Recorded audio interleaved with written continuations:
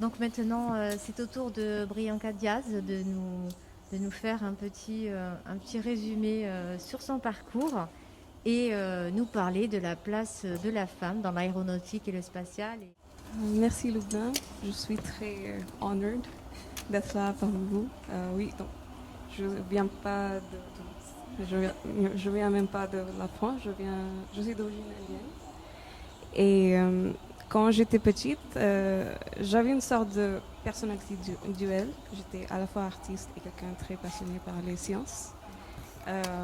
En plus, j'étais très très passionnée par le spatial. Et donc, quand j'étais petite, j'avais pas vraiment de rôle modèle qui mélangeait les trois ensemble. Et donc, je me suis dit que c'est mieux de créer mon propre parcours. Et c'est comme ça que j'avais décidé de quitter mon pays et voir ailleurs.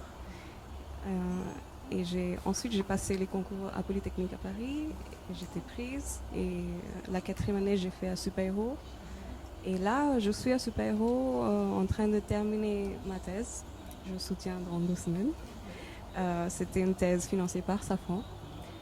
Donc, avec cette thèse, j'ai gardé un côté avec les sciences. J'ai étudié les signaux de GPS et Galiléo pour un peu voir comment améliorer l'estimation du positionnement avec les systèmes de navigation.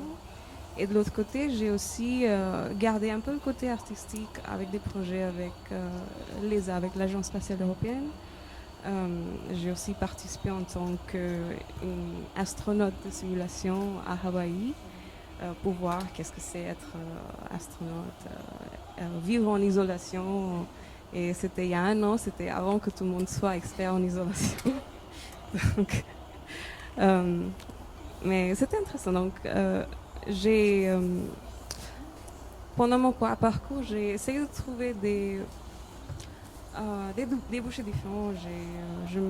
J'ai appris à ne pas avoir la peur pour rester curieuse, pour trouver des opportunités pour poursuivre mes rêves. Et parlant des astronautes, jusqu'à aujourd'hui, il n'y a que 10% d'astronautes qui sont des femmes. Et demain, si on a envie d'avoir des colonies spatiales, et si vous n'avez pas de données sur les femmes, bonne chance à avoir une colonie avec que des hommes. Donc, il y a un fort manque de données sur les femmes en fait. Et donc, je travaille avec une association qui s'appelle Space Generation Advisory Council. C'est une branche de l'ONU pour représenter les jeunes professionnels et les étudiants du spatial.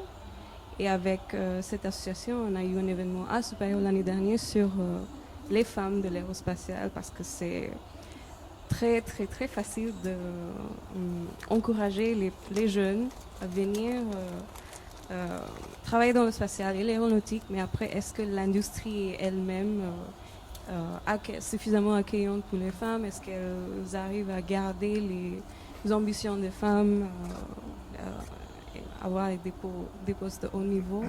Donc, cet événement, c'était pour demander ce type de questions. Et récemment aussi, on a eu quelques webinaires sur les sélections astronautes de l'ESA qui viennent d'être annoncées pour encourager l'ESA